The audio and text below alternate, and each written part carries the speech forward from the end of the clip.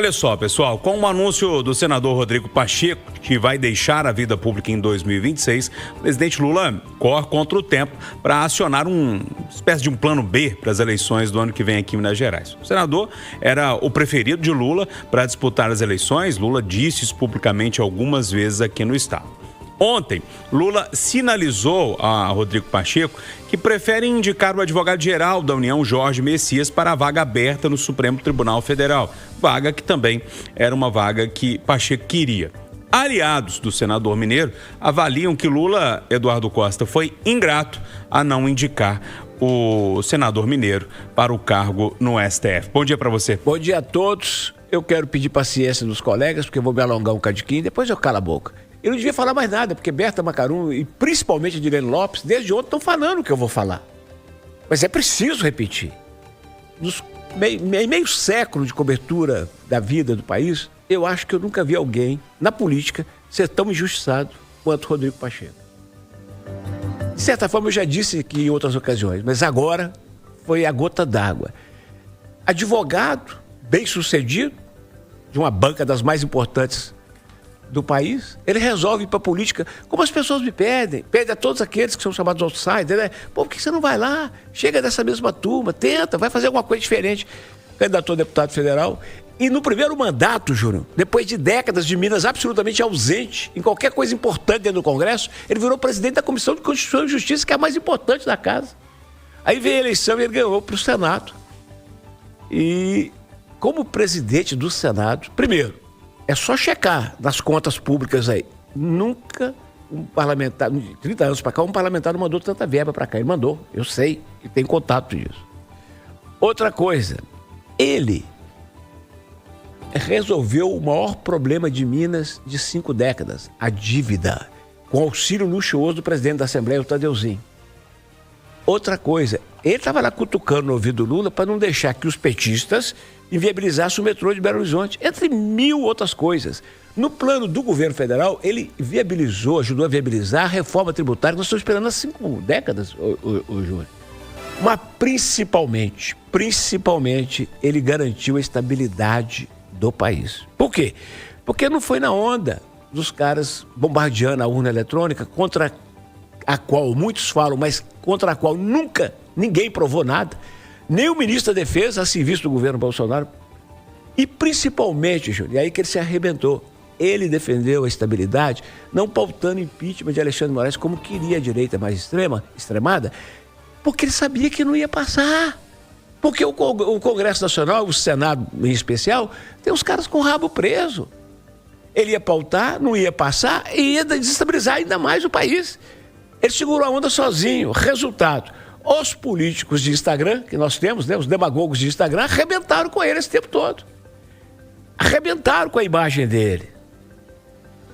Hoje, tem 2 pessoas, 2 políticos que não podem ir a um restaurante em Belo Horizonte com uma filha tomar um lanche.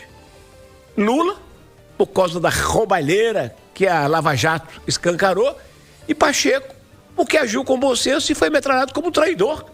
Traidor de quem, Júnior? A esta hora, tem muita gente me xingando. É o baba-ovo do Pacheco. Traidor de quem? Por que o Alcolumbre não pauta o impeachment do Alexandre de Moraes? O que nós podemos fazer e devemos fazer, gente, é votar bem no ano que vem. Sabe por quê? Principalmente para o Senado, Júnior.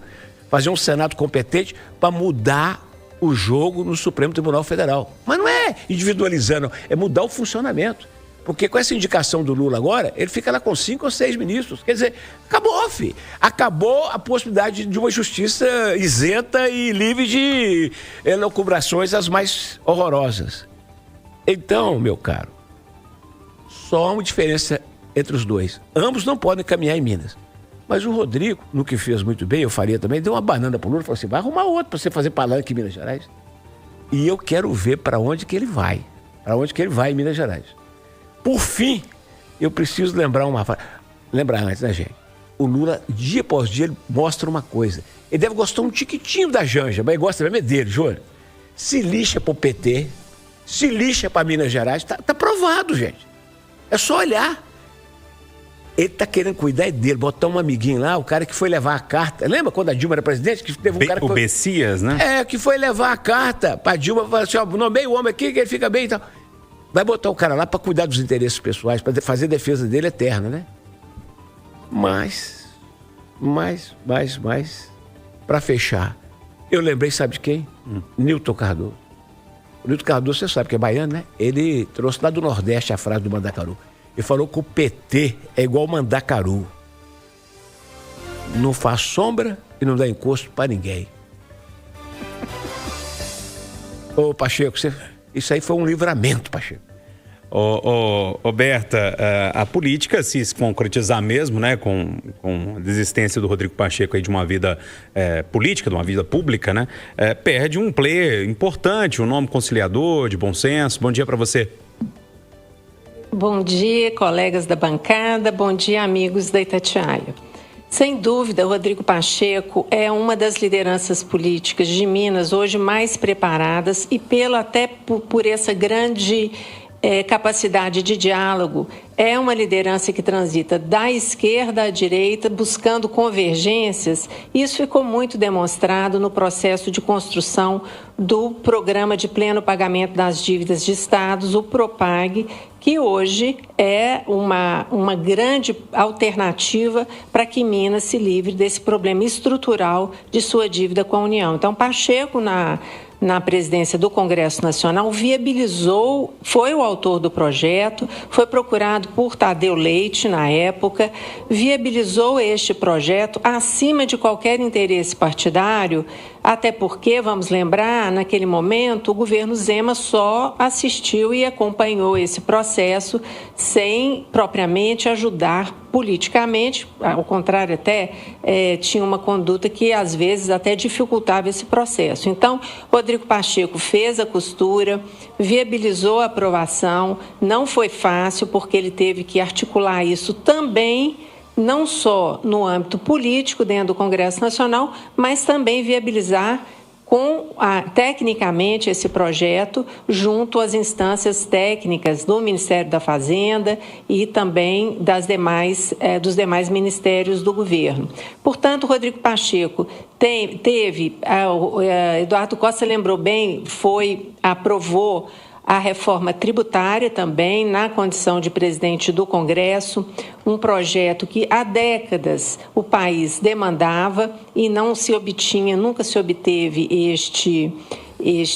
essa maioria, uma convergência e, sobretudo, deu ao país grande estabilidade institucional na condição de presidente do Congresso Nacional para superar e enfrentar todos os ataques que foram comprovados pela Polícia Federal e Procuradoria-Geral da República e que tiveram seu ápice nos atos de 8 de janeiro com em seu conjunto, uma tentativa de golpe de Estado.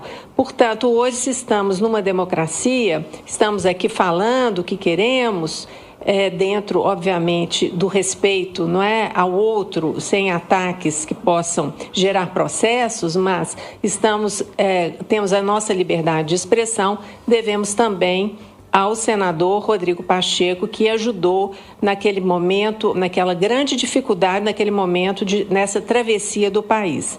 E agora, aqui em Minas, há um vácuo nesse campo político e uma dificuldade, sim, Júnior, muito bem lembrada, para a formação para a convergência de uma candidatura, e isso poderá trazer, inclusive, dificuldades para a reeleição do presidente Lula aqui no estado. E aí, William